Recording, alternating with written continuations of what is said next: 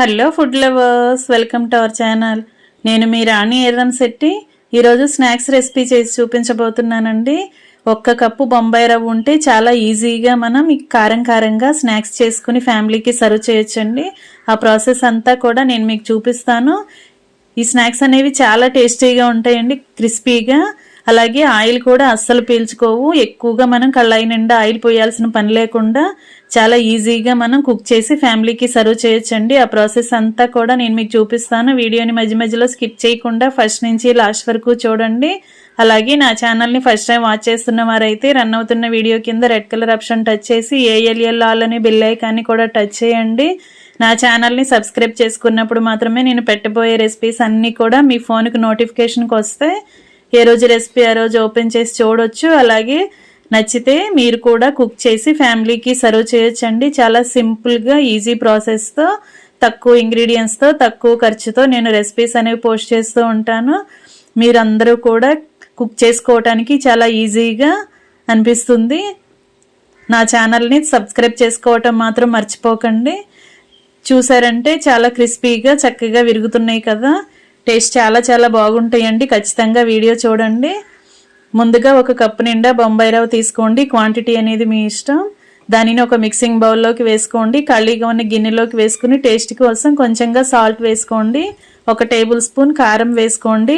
కారం అనేది పచ్చి కారం అండి, పచ్చళ్ళకు వాడుతూ ఉంటాం కదా అది. 1 టీ స్పూన్ వాము వేసుకోండి. అలాగే 1 టీ స్పూన్ జీలకర్ర కూడా వేసుకోండి. 1/2 టీ స్పూన్ పసుపు వేసుకోండి. అలాగే 1/2 టీ స్పూన్ మిరియాల పొడి వేసుకోండి. మిరియాల పొడి లేకపోయినా కూడా రెసిపీ అనేది చేసుకోవచ్చండి. ఎందుకంటే కొంచెం ఘాటుగా ఉండటం కోసం మిరియాల పొడి యూజ్ చేశాను. ఉంటే వేసుకోండి, లేదంటే లేదు. ఇప్పుడు మనం వేసిన పొడి ఇంగ్రీడియంట్స్ అన్నీ కూడా రవ్వలో కలిసే వరకు బాగా కలుపుకుందాం. ఇప్పుడు 1 టేబుల్ స్పూన్ ఆయిల్ వేసుకుందాం. ఆయిల్ కూడా రవ్వకు పట్టిద్దాం. ఆయిల్ వేసిన తర్వాత రవ్వ కొంచెం తడిగా అనిపిస్తుంది కదా. వాటర్ అనేవి ఎక్కువగా పోసేయకండి, ఒకేసారి కొంచెంగా పోసుకుంటూ కలుపుకోండి. ఇది చపాతీ ముద్ద కన్నా కూడా కొంచెం పల్చగానే ఉండాలండి, కొంచెం మెత్తగానే రావాలి. ఎందుకంటే బొంబాయి రవ్వ అనేది నానటానికి టైం పడుతుంది కదా. నానిన తర్వాత సాఫ్ట్గా వస్తుంది, అప్పుడు కొంచెం గట్టిపడుతుంది పిండి ముద్ద అనేది. అందుకే కొంచెంగా నేను చూపిస్తున్న విధంగా వాటర్ పోసుకుంటూ ముద్దను రెడీ చేసుకోండి.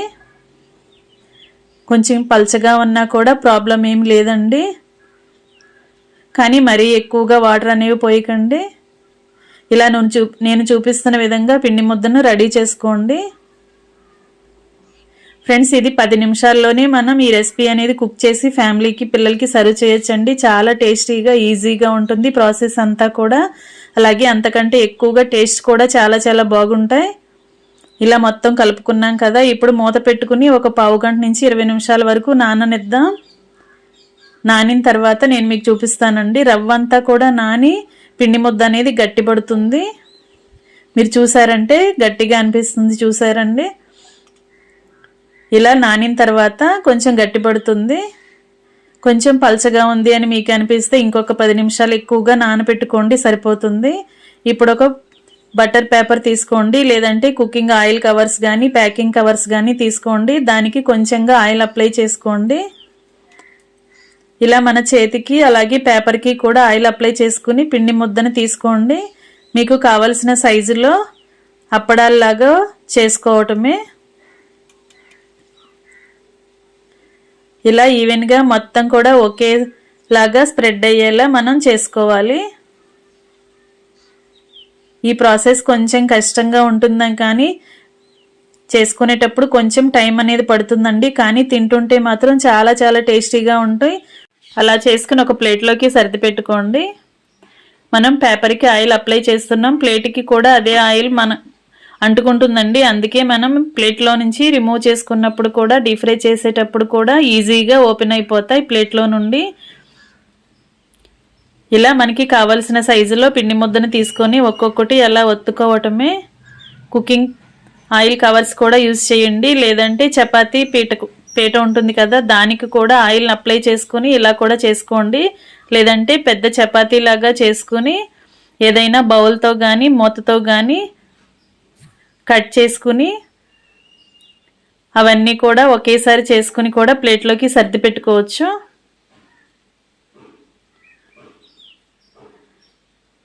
ఇలా చేసుకున్నాం కదా, అన్నీ కూడా ఇలా ప్లేట్లోకి సర్ది పెట్టేసుకుందాం. మనం కలిపి పెట్టుకున్న పిండి అంతా కూడా అలా ఒక్కొక్కటి కూడా చేసుకుని ఒక పేపర్ మీద కానీ ప్లేట్లోకి కానీ సర్ది పెట్టుకోవాలి. ఇలా అన్నీ కూడా చేసుకున్నాం కదా, ఇలా పల్చగా చేసుకున్నట్లయితే డీప్ ఫ్రై చేసుకున్నప్పుడు చాలా ఈజీగా ఫ్రై అవుతాయండి. తింటుంటే కూడా చాలా క్రిస్పీగా అనిపిస్తాయి. మరీ మందంగా చేయొద్దు, అలాగని మరీ పల్చగా కూడా చేయొద్దు. ఎక్కువ పల్చగా చేశారంటే ఎక్కువగా ఫ్రై అయిపోయి టేస్ట్ అనేది అంత బాగా తెలియదు. నేను చూపించే విధంగా చేసుకుని పెట్టుకోండి. ఇప్పుడు కళాయి తీసుకుని డీప్ ఫ్రైకి సరిపడా ఆయిల్ పోయండి. ఆయిల్ అనేది అస్సలు ఎక్కువగా పోయాల్సిన పని లేదండి. ఇవి ఆయిల్ అస్సలు పీల్చుకోవు. కొంచెం ఆయిల్ ఉన్నా కూడా వీటిని డీప్ ఫ్రై చేసేసుకోవచ్చు. ఇలా స్టవ్ వెలిగించుకుని కళాయి పెట్టుకుని ఆయిల్ కాగిన తర్వాత ఫ్లేమ్ని తగ్గించుకోండి. మంట తగ్గించుకుని ఇలా ఒక్కొక్కటి కూడా అలా ఆయిల్లో వేసుకోండి. ఇలా వేసుకున్నాం కదా, వేసిన వెంటనే కూడా మనం గరిటెని యూజ్ చేయకూడదండి. కొంచెం సేపు ఫ్రై అయిన తర్వాత గరిటె తీసుకుని ఇలా వెనుక వైపుకు కూడా ఫ్రై చేసుకోవాలి. ఇలా అన్నీ కూడా టర్న్ చేసుకుంటూ ఫ్రై చేసుకోవాలి. చాలా సింపుల్ అండి ప్రాసెస్ అంతా కూడా, కానీ టేస్ట్ చాలా చాలా బాగుంటుంది. కారం కారంగా కమ్మ కమ్మగా రెసిపీ అనేది చక్కగా అందరికీ నచ్చేలాగా ఉంటుందండి. మీ అందరూ కూడా ఖచ్చితంగా ట్రై చేసి చూడండి. 10 నిమిషాల్లో పిండి కలుపుకుని ఒక పావు గంటలో పిండిని నానబెట్టుకుంటే సరిపోతుంది. రెసిపీ అనేది మనం కుక్ చేయటం స్టార్ట్ చేసేయచ్చు. ఇలా ఆయిల్కి పట్టినన్ని ఒక్కొక్కటి వేసుకోండి.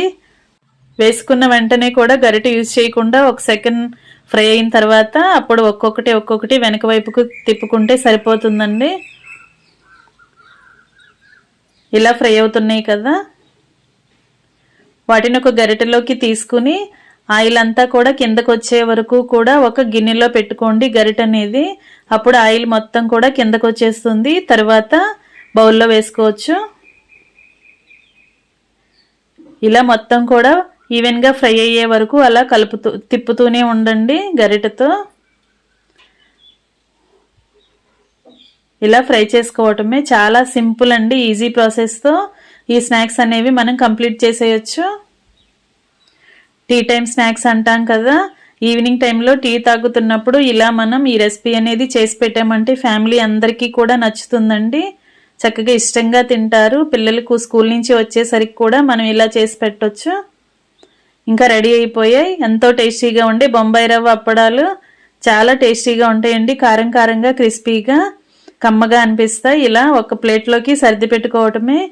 మీరు చూసినట్లయితే చాలా క్రిస్పీగా ఈజీగా బ్రేక్ అవుతున్నాయి కదా, టేస్ట్ కూడా చాలా బాగుంటుందండి. మీరు ఎక్కువగా డీప్ ఫ్రై చేయొద్దు. చేసామంటే కలర్ బ్లాక్గా వచ్చేసి టేస్ట్ అనేది చేదుగా వచ్చేస్తుందండి. నేను చూపించే విధంగా ఫ్రై చేసుకోండి.